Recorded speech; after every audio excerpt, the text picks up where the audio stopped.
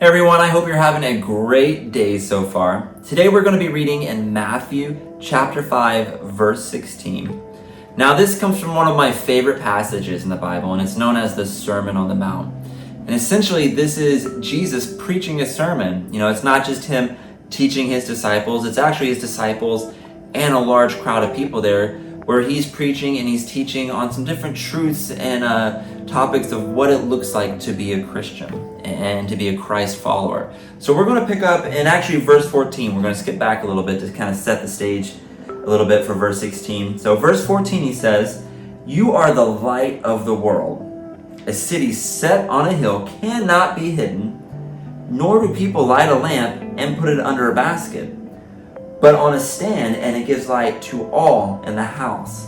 So essentially he's telling us we are the light of the world. We are the beacons of hope, if you would, to a really dark and kind of dreary world, and that we are to be that representation of Christ in this world. And he kind of compares us to this city that's, you know, if you're ever driving into town and you see those city lights, it's all you can actually see. It kind of overcomes everything else. You don't really see trees or mountains when it's really dark, but you'll see those lights and you know, hey, I'm almost home. And kind of the same way, we are as Christians, we are that light. It's just, it's completely noticeable. You can't miss it.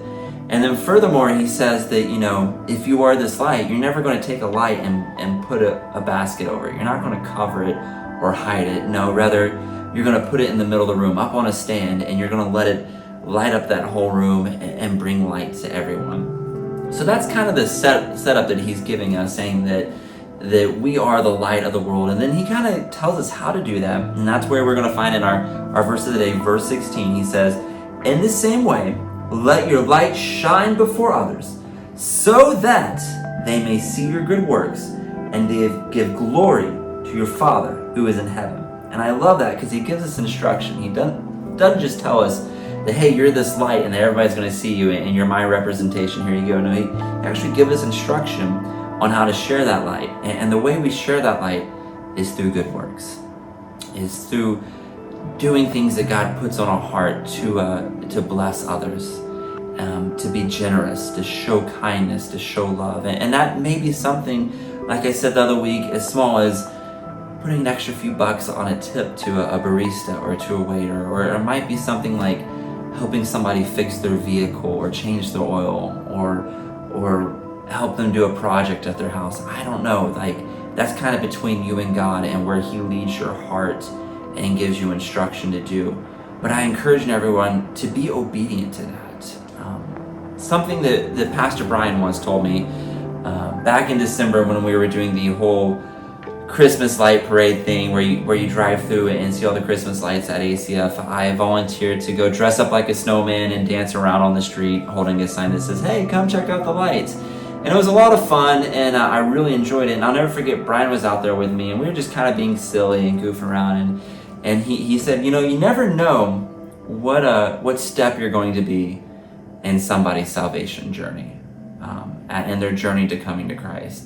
And he's like, you know, you're out here kind of dancing around as a snowman, and that seems pretty silly, but you never know what that could bring somebody in the parking lot to drive through and see these Christmas lights and be blessed. They may be having a really bad day, and this gives them joy. And then they might come back and say, you know, I'm going to go check out that church and come hear the good news of Christ and get to know Jesus on a personal level. So you never know what good work, what little act of kindness that God's calling you and kind of putting on your heart to do. You never know what step that's going to be in somebody's journey to knowing Jesus. So I encourage everyone is when God puts something on your heart, be obedient.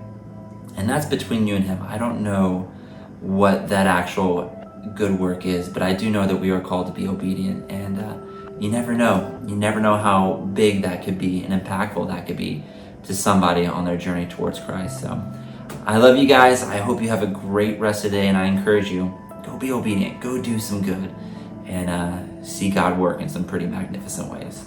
I hope you have a good rest of the day, and I'll see you guys soon.